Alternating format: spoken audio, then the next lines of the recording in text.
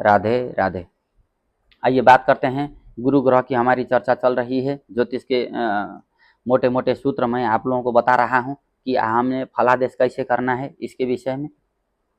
अब देख लीजिए, यदि अगर गुरु जैसे कि प्रथम भाव में होते हैं तो कैसा फल होता है, ये मैंने आपको पिछले वीडियो में बताया।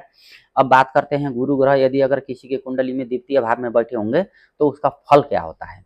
अब देखिए, अब यहाँ पर मैं पहले अच्छी बातें करूँगा, क्योंकि दूसरा जो भाव होता है वो वाणी का होता है और गुरु विवेक के कारक होते हैं।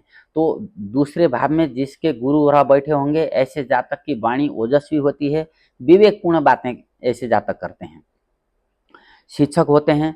और दूसरा जो भाव होता है वो धन का भाव होता है, हमारे वित्त का होता है, कोष का होता है। तो ऐसे जातक धन संबंधी मामलों में, आर्थिक मामलों के बड़े अच्छे सलाहकार भी हो सकते हैं, क्योंकि गुरु तो गुरु ही है, गुरु सलाह ही देते हैं और धन भाव में बैठ करके धन संबंधी ही सलाह देंगे। ये बड़े अच्छे और सरल सूत्र हैं, आप लोग भी समझ सकते हैं। बहुत अच्छे वक्ता हो सकते हैं क्योंकि वाणी का भाव है वो, और वाणी में अगर गुरु जा करके बैठेंगे तो विवेकपूर्ण बातें होंगी, बहुत अच्छा बोलने वाले होंगे, कई अच्छे अच्छे कार्यक्रमों के एंकर बन सकते हैं, धर्मोपदेशक बन सकते हैं, है ना, धार्मिक सलाह भी दे सकते हैं, शिक्षा शैक्षिक सलाहकार भी बन सकते हैं। एक दिशा में मन लगा करके कार्य करना चाहिए ऐसे जातकों को। और घर से अच्छे संबंध इनके बने रह सकते हैं।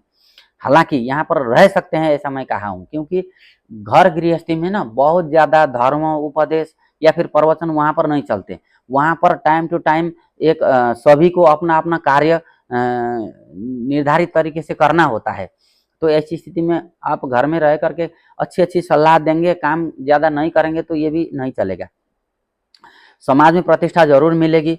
अपनी राशि में गुरु होंगे, जैसे मीन राशि में या धनु राशि में, तो धर्म अध्यात्म से जुड़ करके धन भी कमाएंगे। अर्थात ऐसे जातकों का जो आजीविका होगा, धन कमाने का जो जरिया होगा, वो धर्म, अध्यात्म, स्पिरिचुअलिटी, इन माध्यमों से, कर्मकांड, दान पुण्य, जप पाठ इत्यादि से या फिर ज्योतिष इत्यादि से धन कमा सकते हैं।